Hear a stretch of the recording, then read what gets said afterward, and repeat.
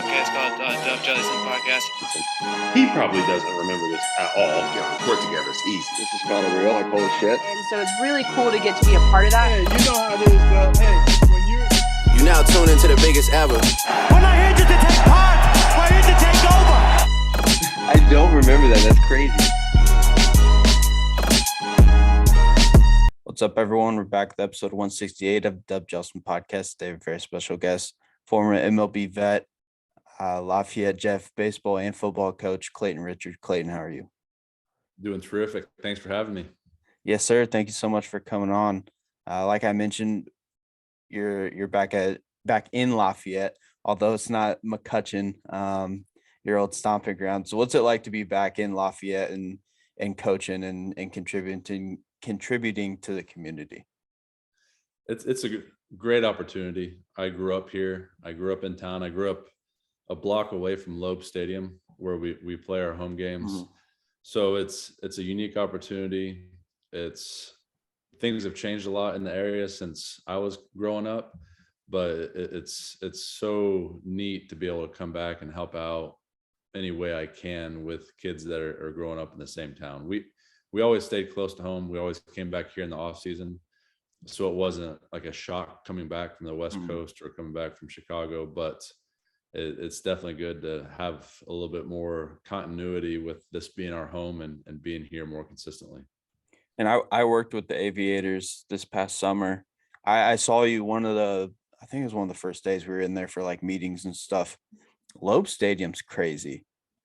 I mean, you guys are so lucky to have that as your home stadium as a high school squad. Without a doubt. And I think sometimes we get spoiled to that fact because we go there every day and you can somewhat take it for granted. Then you go on the road, you're like, oh man, this is what normal high school looks like. So we are very fortunate to have that experience and have that opportunity to play in such a nice facility. And the city of Lafayette and the Parks Department and John Miner do such a terrific job with taking care of it, because that is a very large facility that has significant upkeep and maintenance to keep clean, keep looking great. And they do such a tremendous job to keep it the way it is and keep it looking new. And I don't know if this has been, I think it has been kind of talked about out in the open, but I think they might bring a soccer team there as well. Like in addition to you guys, and then obviously the Aviators during the summer. Right. Well, our high school soccer is there. So both the boys and girls soccer is being played there right now. This is their season. There is an adult league, and I don't know anything about soccer. So neither do I. Forgive me if anyone knows about soccer that's on here. There is a soccer team that utilizes the facility in the evenings after Jeff gets done. And I'm not quite sure their affiliation or what level they are, but there's soccer being played this time of year. Yeah, no doubt. But yeah, going back to, I mean, you guys getting spoiled with Loeb. I mean, I remember going to tournaments and we played in like Irvington down in Indy, and like right off the highway, and the fields aren't necessarily the best. And I mean, when you play, I played a lot of travel ball. So like when you travel around, you play in some weird cities, weird towns that, I mean, the baseball fields aren't anything like super special, but I mean, it's a baseball field, you know what I mean? Yes. And that's, at the end of the day, we're very fortunate, but it is baseball, and that's what you have to get across the guy. Just because we play in probably the nicest place in the state, that doesn't give us any wins. So we still have to do our part and work to get better and improve every day and see what we can do to put the best product on the field, because it is such a special place that you want to have a team out there that is deserving of that. I believe it's only like you guys and then Kokomo at that municipal or whatever the stadium's called over there with the where the Jackrabbits play. Those are the only two off the top of my head that have like actual nice stadiums. Right, like legit stadiums. Yeah. That right. And I know there's some really nice historical venues across the state where the programs have done a lot of work to maintain and build up and have a great atmosphere. And I know LaPorte comes to mind, and I've heard Jasper is something special. So there's places around the state that do a lot to have a nice baseball facility. But if you don't have someone from the outside, like the city or something else going on, you're limited in that scope of how big you can make it and what you can put into it, because financially it doesn't make a ton of sense to have something where you're using 2 months out of the year and you invest all that money. So having a place like we have at Loeb, where, like, I think it was last weekend, they had a Justin Moore concert, and they sold it out, they filled it up, and it's a great venue to have those alternative activities and really have a place for the community to host big time events that people want to come to. And I'm a Noblesville guy, so I played at Dunker Field up here. And I mean, Coach Keever, he takes pride in that. I don't know if you know him. Yes. Coach Keever, he takes a lot of pride in that field. And I mean, after every practice, after every game, we'd have to slave over fixing the mound and all that stuff. But yeah, there is something special to be said for just being on a baseball field. Oh, without a doubt. And that's something that, like you said, the work after a baseball game or after practice that our guys don't have to do. So we have to supplement with you go pick up trash in the stadium.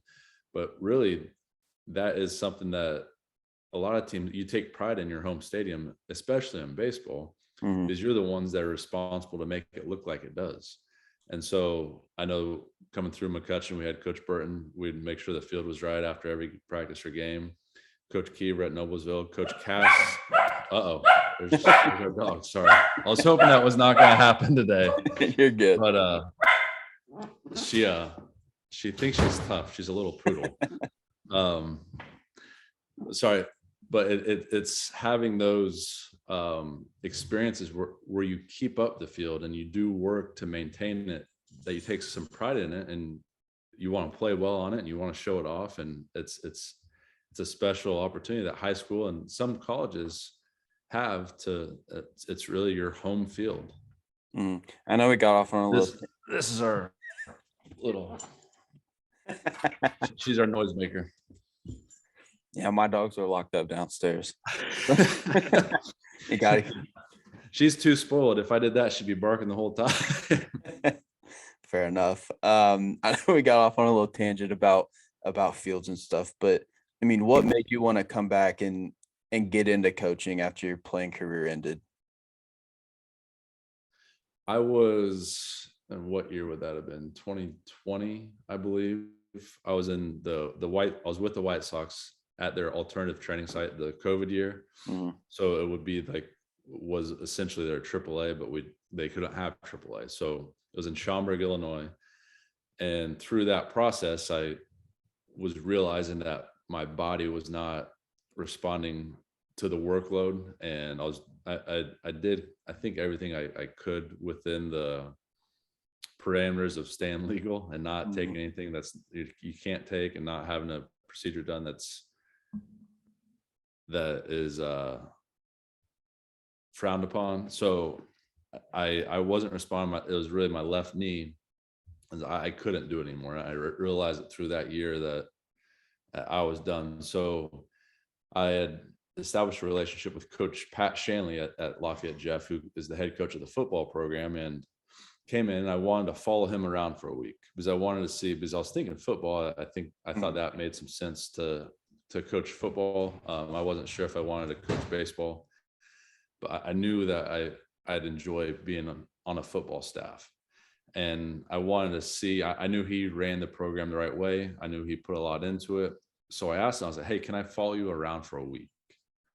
So I felt like if you go for a day, you don't get a real feel. But if I felt as if I could see a whole work week, what he put in, how much time, the effort, where time was allocated, what the demands were for the job, I would get a sense if that would be for me or not. Because I didn't want to go into a commitment to coach and not live up to my expectation and the expectation of the school. And we had a good week and I enjoyed it. And the kids were terrific. And I saw some things that were some situations where I felt I could be of value and I could help some young student athletes and hopefully provide them with, share some experiences I had and help them along their journey to becoming a man, from being a student athlete and then being out what you need to do to be a valuable citizen in our community. And through that process, Coach Shanley asked if I wanted to come and coach quarterbacks the next year. I was like, I'm not ready to commit now. And then he asked again in the coming summer. I was like, you know what? I think that'd be a good way to get into coaching, coach quarterbacks, help out where I can. And then from there was a few months after that. That's when the baseball coaching job, and I had been in the quarterbacks for a little while and really enjoyed it. And when the baseball job opened up, I just thought, man, I've always thought how baseball is going, I don't want to say in the wrong direction, but it's being very selective in the inclusion at the younger levels. And in Lafayette, we're becoming more of a diverse community, and that's not shown on the baseball field. And I've been trying to figure out ways how I could help impact that and make it more inclusive and get more of our youth in the Lafayette community involved in a baseball. And I thought being the head coach at Lafayette Jeff would probably be the best opportunity I'd have to make that impact. And then, of course, there's the part of working with the kids at the high school level, which was an immediate draw, which I wanted to do and was already doing as a quarterback coach. But being able to do both sides of that was the real incentive for me to take that job. Now, as far as the inclusion and trying to make, I don't want to say make baseball sexy again, but like that's kind of the theme amongst like casual fans and things like that. Why do you think that is, the issues that you brought up? Why do you think that those have brought those to life? There's a lot, because if our community in particular, if you look around and what is being played most is probably basketball. And if you turn on the TV, you'll see a lot of people that are playing basketball that look like the kids in our community. And if you turn on the TV and watch baseball, you have a lot of guys playing baseball that don't necessarily look like the guys in our community. So I think that's the first one, is when they look, it's not something that they can relate to. I think more importantly is the travel and accessibility to baseball.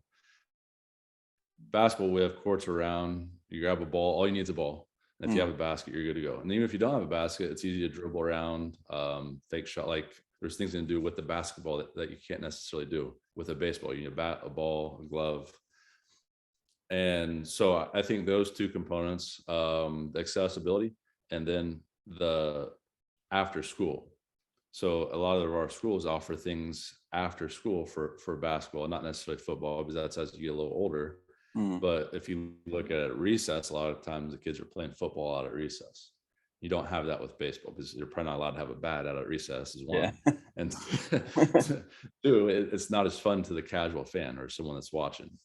So that's the challenge, is being able to bring baseball to the young kids that are not experiencing it. Because baseball is a unique sport in that if you're fast and athletic, you go into high school for the first time as a freshman, you're like, well, I'm gonna go see what football is like. You can probably stick on the football field and be okay. If you're fast and athletic and you're like, well, I'm gonna go try out baseball for the first time, that's gonna be a rude awakening, because you're not gonna be able to catch if you have not done that before. You're not gonna be able to hit if you have not done that before. And you'll be exposed because it's more individual as you're watching it. So as you watch a baseball game, there's one guy up the bat, and if he strikes out, it sticks out. Or there's a play being made, it's usually only one guy making a play. And if he doesn't make that play, he sticks out. And so there's a couple hurdles there. If you're trying to get kids after the age of probably 10, 11, 12, after that point, it makes it very difficult to join the sport. So our goal is to get them in at T-ball and make that experience for those 5, 6, 7, 8-year-olds as fun and exciting and memorable as possible. That way they stay with the sport. because once they get past that, then you introduce a moving ball that becomes difficult, and then you introduce pitching, and then the game makes it's very difficult to catch up. So if we can get those younger level baseball players involved at an earlier age, we're really excited about what we could do here in the community. Like you said, baseball is such a unique sport because it's one of the more team driven sports, but it's also one-on-one every single pitch. Right. It depends on individuals the entire game. Maybe less so than football, because sometimes you can mask that, like if you got a good quarterback, good running back, whatever. But I mean, you have a bad shortstop, I mean, you're done, you know. Right. And that's like if you jumped into the game for the first, even if you try to hide you out in right field, if you get a ball hit to you and you don't catch it, it looks really bad and you feel really bad. You get up and you strike out and you feel really bad. It's not like you're on the basketball court and like, well, I got a shot, I don't have to take it because I'm afraid to airball it, so you pass it off. Like you have to go for the ball. You have to take the at bat. So there's going to be an individual component that you have to do and be a part of. And if you're not ready to do that, you'll get exposed. And then it's probably the most mental sport, as far as like football, basketball, hockey, soccer, even. I don't remember if Coach Keever told me this, but they said baseball is 90% mental. I think that might be a famous saying, but I mean, that's so true because you got to be locked in every single pitch. Yeah. I don't want to butcher the quote, but I think it was Yogi Berra. He said it was something like baseball is 90% mental and 30% physical or something. We need to fact check that one, but it is. And there's I think a couple reasons it's so mental. One, there's time in between plays. And so you think about the last one, it's a different type of mental. So if you're in football, you have to remember a play, you have to remember where you're at. There's a lot of muscle memories / like memorization of the play call, what's going on. Baseball, you have to control yourself, I think, more so than any other sport. So you have to be mentally tough enough to take a strike as a hitter and then not be negative and be able to take a deep breath and then get back in the box and then act as if that strike did not happen and be able to forget what just happened. You utilize that information to set your course, but then recenter yourself and your breath and your thought so you to execute the next pitch or the next at bat, the next swing, right, and be 100% all in on that pitch, or else you'll lose. It'll be tough. You'll have a tough time and you won't be able to bounce back. So I think that's the mentally difficult part about this game, is having to deal with the failure, because the game is full of little failures, and whoever handles those little pieces of adversity the best usually come out on top. And another kind of famous saying, I don't know who coined it or anything, but you fail 7 out of 10 times, you're a Hall of Famer. Right. That's absolutely insane. And in any other sport, you wouldn't even make it to that level. No, I mean, think about it. If you're a NASCAR driver and you fell out 7 out of 10, you're not going to make it out of the first lap. You're going to be into a wall. Your sponsors are going to be leaving really quick. So there's very few instances where it's that demanding physically and mentally that you're anticipating not coming out with a successful outcome, yet you're still going to get a job at a high level. And kind of transitioning, I know you're the only player in Indiana history to win Mr. Football and Mr. Baseball. I know you're big on kids playing different sports and not quote unquote specializing. Was that just second nature to you growing up playing both football and baseball?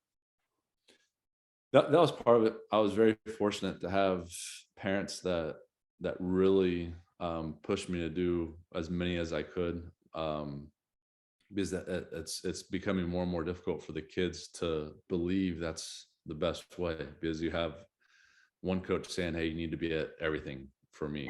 I'm the hockey coach and you have to be at everything all year round.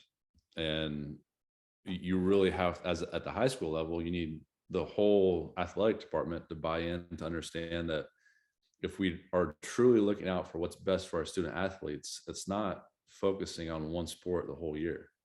That'll create burnout. Most of these kids are not going to play at the next level. Let's develop the person first. And to do that, they need to be well-rounded. They need to understand. And there's so many things from playing multiple sports. I played football, basketball, and baseball through high school.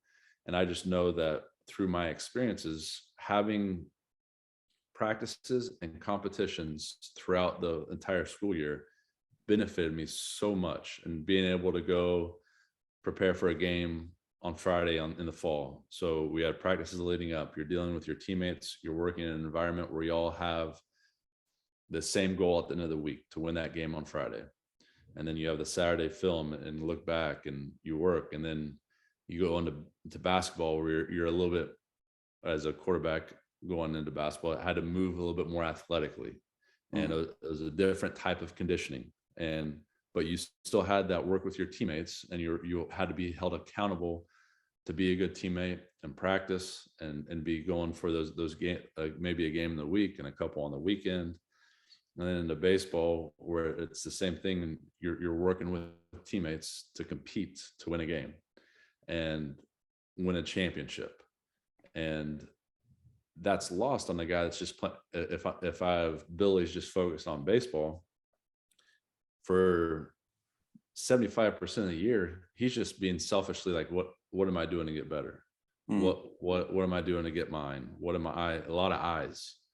And that's a tough way to develop a young athlete.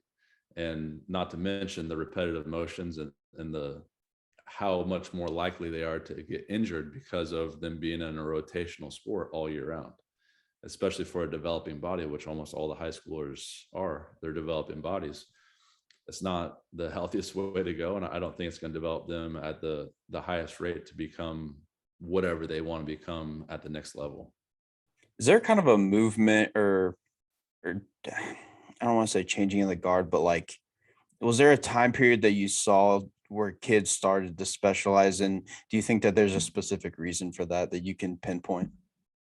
I think money is probably the big one. I think, like, if you look at baseball in particular, now that we have all these travel teams and we have all these tournaments, and the tournament host, they do it because it's a business and they make money for the most part. Now there's some tournaments that it's community based and they're inviting local, and it's really not making money. But if you look at these huge tournaments, these huge facilities, they're businesses that are created to make money. And like any business, it's very hard to have a business that makes money just a few months of the year and then doesn't do anything the rest. So for them to stay in business and be successful at business, they have to open up for the whole year, and they have to bring in income somehow. And that's created ways where if we're going to make the most money we can as a business, we have to be open all year. Now, to be open all year, we have to have kids coming in and purchasing these packs, buying into camp, coming for the fall baseball. They have to come for the winter workouts. They need to come for the summer practice. Like, we have packets and that I think that's the start of it. And then the parents feel like, well, if Billy's not buying in and not all in, and I'm not paying for all this, he's going to get passed up, and someone else is going to get an opportunity to get a college scholarship. And I think that huge amount of fear that parent has that their kid's going to get passed up because they're not involved in something all year is probably what's driving us down this road where it's super specialized and comes at the cost of the kids that are doing it all year and then eventually get burnt out or injured. And I wish a lot of things when you look back and you think like, well, it's better back in the day, and it's usually not true. But I really do believe community-based baseball, where the communities were together, and it's better for everyone. Now, it might not be better for that one super elite athlete that does not get to play a higher level of competition, But for 99% of the youth athletes, we'd be better served from having them stay in town, take away the travel component so that the family's not stressed. They're not spending the extra money. It's going to be more inclusive, more kids get in, but that's such a big transformation from where we're at now. And that it would have to change on so many levels. And I'm not sure how that could happen. No doubt. And going off the money thing, I mean, you look around, you got like the Indiana Bulls, the Nitro, the Mustangs, the Prospects.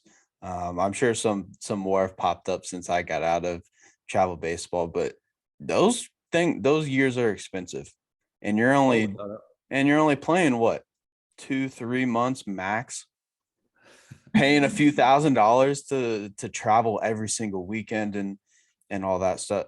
I think a part of it as well is the enhanced training that athletes get, in that, like you mentioned earlier, some coaches are selfish and want Billy to play baseball all year round. They want to see him, they want to work with him. They don't want to give him up to somebody else for them to work with them. Right. And that shows more about the coach than it does that student athlete, because, and I'm not saying I'm the best coach by any means, but I'm a good enough coach to know that I don't know everything. And I know there's coaches that know a lot more than me somewhere. And if someone wants to go learn from someone else, that's great, because I have a finite amount of knowledge about this game.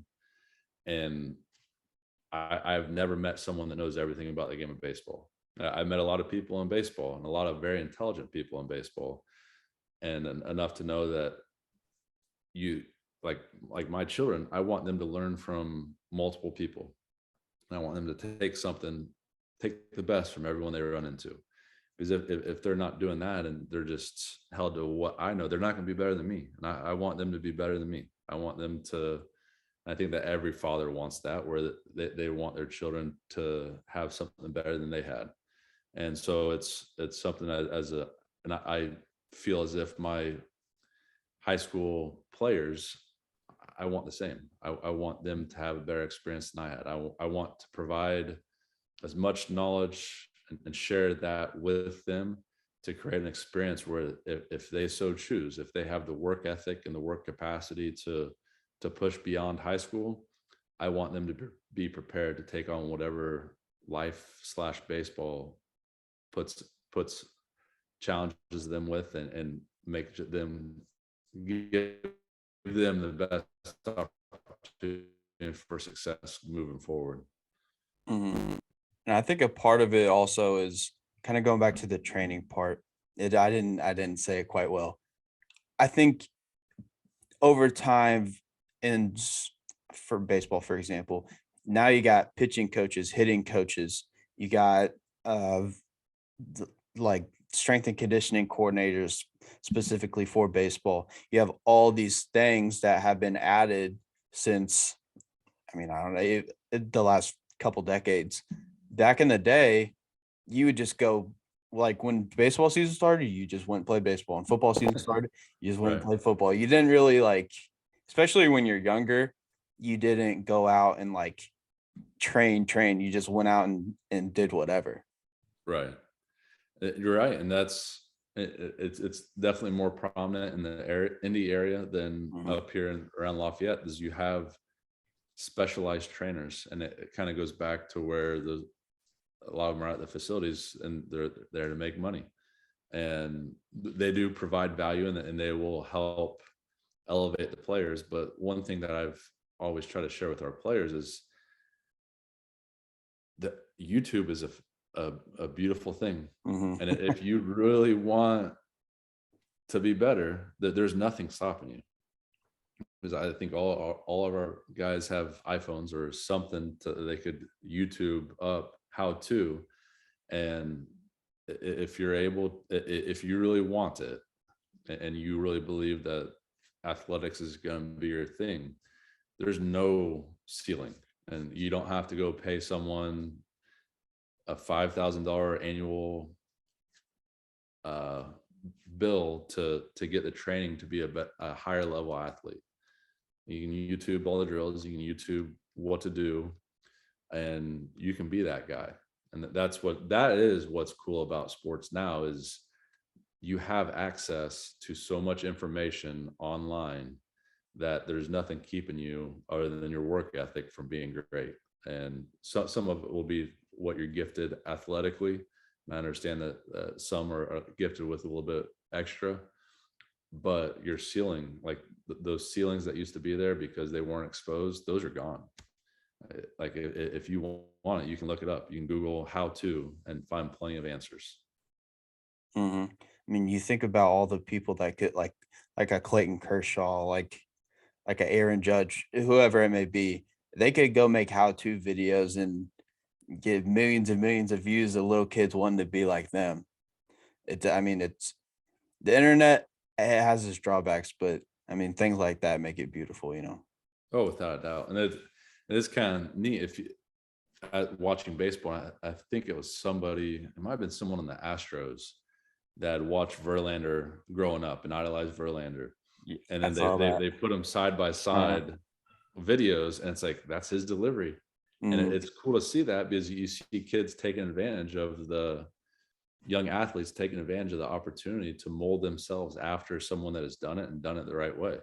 And that's a really cool thing that we have access to as coaches and as young student athletes, to be able to grow as an athlete. I want to say that was Hunter Brown, but I'd have to go back and look on like Pitching Ninja or something. Yeah. That was pretty cool, wasn't it? That was awesome. I mean, do you think that specialization and some of the other issues going on in youth sports speaks to a bigger issue within youth sports because there's so many different things now of like, I saw a parent trying to get NIL deals for his third grade twins. Like, there's just so many crazy things that, like, when I was growing up or you were growing up, we never would have even thought of. And it's just clouding youth sports in a bad way. Right. And that I found it early because I know sports, athletics. That's what I've specialized in growing up, and it's been in multiple sports. And I just know that I think I was driven to be in it because I had so much fun playing it. And I think that's the big fear of specializing at a younger age, is you don't want the children to lose that glow of, I love going out and playing football. I love going out and playing basketball. You want them to sustain that enthusiasm for the game as long as possible. And the longer they truly enjoy playing, I think the greater chance that they will attack it and do the extra things to be better. Because once they have that taste for winning, that taste for the competitive advantage, they will find a way to try to improve themselves. And so with our baseball team, with my boys and my daughter, that's what I'm trying to do, is provide an atmosphere where it's fun, it's competitive, and then at the end of the day, they want to figure out a way to get better themselves. Because if they don't have that, then sports after high school really is not going to be in the equation, and it's not for everybody. Mm-hmm. I want them to be successful in wherever they choose. Talking about my children now, and it doesn't have to be athletics, but athletics are such a great tool to teach those values of working hard as a team, working with your teammates, doing extra, and that shows on the field. When you do a little bit of extra work, it shows on the field. Sportsmanship, being able to compete, all those will transition into whatever it is that you want to get in life, whatever business, whatever else you get into. So the longer they're able to play, and the more experiences on the field or on the court they're able to live through, I feel like will benefit them so much moving forward. There's something to be said for, not only playing sports, but just physical activity and training and working out that teaches you a lot about yourself. Because whatever the stat, like the 1% of the 1% make it to college, and then 1% of that makes it to the pros. Well, I mean, I forget the specifics of it, but I mean, not everyone's going to go play college ball, like you said. And I mean, that's okay. I didn't play college baseball or football or whatever, but I mean, it teaches you so much about and you grow in that time, especially I think more so when you get into high school and you have those experiences, because it is a lot harder than growing up and playing in middle school and everything like that. But yeah, it teaches you so much about yourself. Without a doubt. It's you're able to work through something you thought you weren't going to be able to get done. You become physically active. And if you just think as where we're at as a country, we have a lot of people that, and I understand, because it's difficult to eat healthy, and it's tough to find time when you have a real job to get physical activity in, because typically our jobs do not require that out of us. So being able to have those experiences when you're young and understand that, man, when I went out and ran or went to the gym and did a little bit of physical, got a little bit of a workout, sweat a little bit, got a little sore, felt kind of good. Felt good about myself, felt better about the day. And I think that's just, that brings a value to our community as a whole that really does not get talked about much. And like you said, I think that's a worthwhile thing to have in your background. And kind of going back to you, how hard was it to play football and baseball growing up and doing it at such a high level, and then doing it at the collegiate level as well? Well, growing up, it was the only thing I knew. So it was, because I loved all three sports. I loved, really up until high school, I think basketball was probably my favorite sport. And there were times where football, but it was always what was in season that I really enjoyed. And so going from football to basketball to baseball, then back to football, that's all I knew all the way up until high school ended. So it was never really difficult. I remember at one point they said, well, you could have a week off going. And then I remember being home for a day, and I was like, oh, it'll be awesome having a day off. Went home. It's like, got home around 2:45. All right, it's 3:30. I watched half of SportsCenter this morning. I just watched the second half of SportsCenter. I don't know what else to do. I'm going to go to practice tomorrow. Yeah. So that was just where I was. It was actually more difficult going up to Michigan. I went up there to play football, and I knew I wanted to win the starting quarterback job. So I wasn't going to play baseball in the spring. And that was the difficult part, was the season changing and with it, and staying with football and not playing baseball. That was really difficult that first year. Then when I got to play both, I felt like, I was like, this is much more fun. Like going out, being with your team, playing, as opposed to just not playing and being restricted to what you could do on the football field because of the time of year and the NCAA regulations. So playing multiple sports was, and that's when I got into my baseball career. It was, I missed it. I always threw a football in the fall, because one, to keep my arm going, and two, because I just missed the feeling of throwing a football and seeing it come out of your hand and throwing a good spiral, moving around, doing those type of things. So for me, it was kind of opposite. I love being in kind of a sport every season.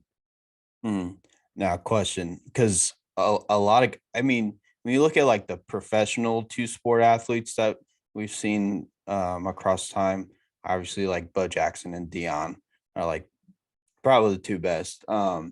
But it's mainly football and baseball, because you look at like Kyler Murray or Jameis Winston. I think even Russ played a little bit. Yes. Who do you think was a better two-sport athlete if you had to choose one, Bo Jackson or Dion? And that's tough, but you can put whatever parameters you want on it. I was going to say, because if their health was not an issue, I don't know that there would have been ever a better athlete than Bo Jackson.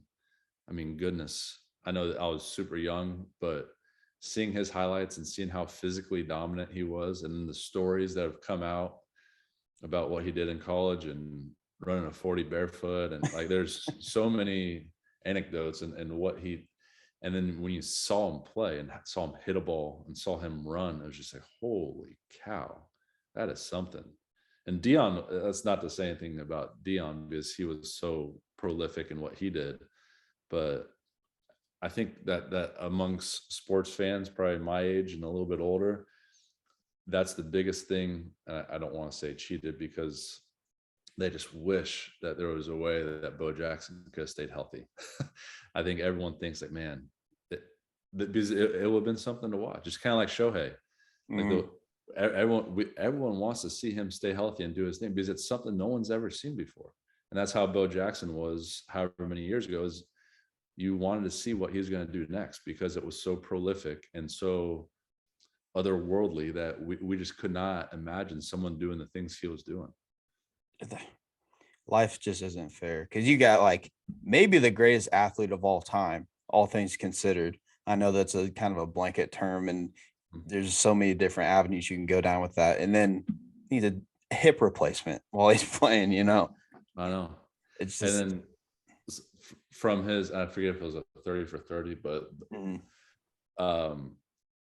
hearing his medical report almost saying like he was too strong for his hip, like he kind of just ran out of his hip because if he wasn't so strong, he wouldn't have been able to pull so hard and have that happen. And it's just like, man, it's such a bummer. A lot of people talk about eras and you can't compare. Bo Jackson could compete in any era in both football and baseball. It didn't matter when he was born. No, he was going to be dominant. Yes. And he's probably a rare, because some guys that did really well in different eras would not, but like he is one that transcends eras, transcends time. And he would, I think, not only play well, but probably be dominant right now. I know we're running short on time. I just wanted to ask you about Shohei. Obviously, whenever you talk about baseball, you got to talk about Ohtani now. I mean, as a guy that was in the league, played over a decade of baseball, pro baseball, I mean, what goes through your mind when you're watching this dude pitching at the highest level and hitting at the highest level? Well, that's the thing. It's like, goodness, I think you can compare they've done it like the windows that he's performed and his analytics compare as a hitter to Giancarlo Stanton and as a pitcher to Max Scherzer. And it's like, well, what? Like one of the best, if not like one of the best hitters and one of the best pitchers. But as much as I appreciate having known how difficult it is to succeed at the pro level, what he does for me is he throws you back to being a kid. And it's like, goodness, that's what I imagined doing when I was 10. It's like, Shohei was my dream. He's living out my dream. And I think that's what's so cool about him is he's every kid's dream. Every kid that plays baseball can look and be like, that's what I want to do. And like, it's being done, because I think every kid that's growing up doesn't think like I want to be a pitcher or I want to be a position player. They just think I want to play baseball. Do you want to pitch? Yes. Do you want to hit? Yes. Do you want to play? Yes. I just want to play. And he's doing that against the best players in the world, better than most all of them. And he's doing both. And it's just, it is incredible to watch. It's incredible to be able to, and I try to explain it to my children, like, this is not normal. Watch this and appreciate it, because it might not ever happen again. I don't think it's happened before. I know they say Babe Ruth, but I don't think he ever did both at the same time like this. It's just something that's incredible.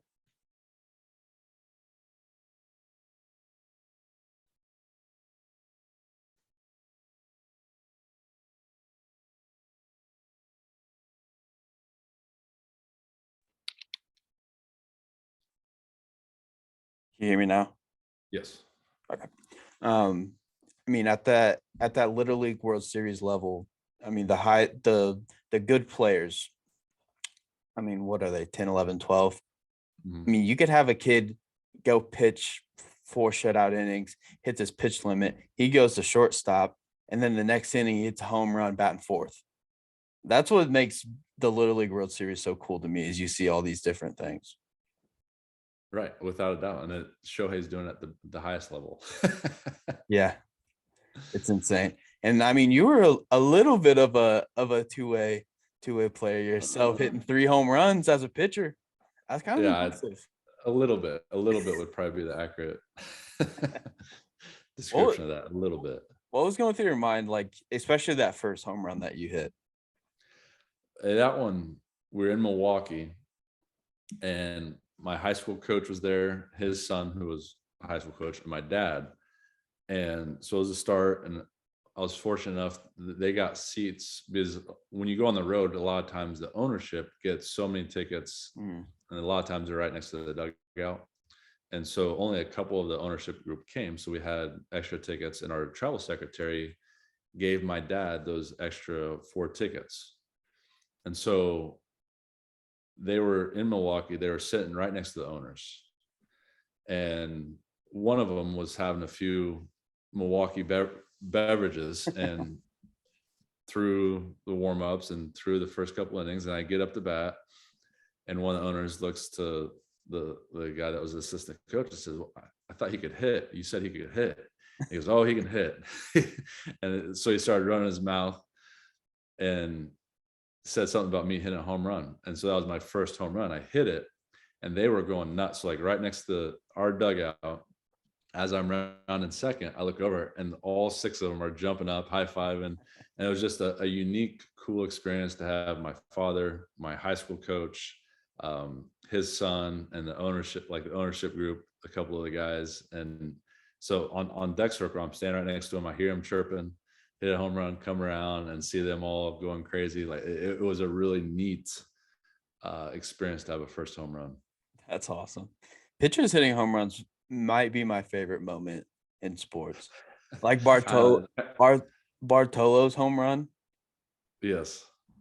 That was insane. That was crazy. Yeah, it's kind of sad that that's almost completely gone out of the game, because it changed. I understand, because you want 9 hitters, you want the lineup full, and as a fan, a lot of times you don't want to see a guy that's not what he's at the big league level for up to bat. But it was a neat level or a type of baseball where the manager had to account for it, had to make pitching decisions differently, whether to bunt, whether to pinch hit, take the pitcher out, double switch, a lot of things from a manager's perspective that were in play that now, once the game's kind of set into motion, a lot of those situations don't come up. Mm-hmm. And when I was growing up, I think back to like Bronson Arroyo. He had a handful. Carlos Zambrano was really good at hitting. Even CC Sabathia was pretty good. He had several home runs, I think, especially when he played for Milwaukee. Yeah, it is something that it was neat to have, like guys like Zambrano, who did it really well. I remember, I think it was Hampton when he was in Colorado, and even before, he swung the bat really well. So there have been in Bumgarner more recently. Mm-hmm. There have been those pitchers that have excelled at the plate, but they're few and far between. Yeah, I think Bumgarner, they were playing an interleague game. I forget who they were playing, but they like passed up the DH or whatever, so they let him hit instead. Yeah, and I think that's just crazy. That was the first time, I think it was in Oakland, that they did that. And and you have to, man, if you're that guy on the bench that's waiting to get his at bats, you're like, oh, that's a tough look. Well, hey man, like I said, we're short on time, so I'm gonna let you go. Really appreciate you taking the time to do this. It was an awesome chat. Oh, no problem. Anytime. Thanks for reaching out. Yeah. Have a good one. You too.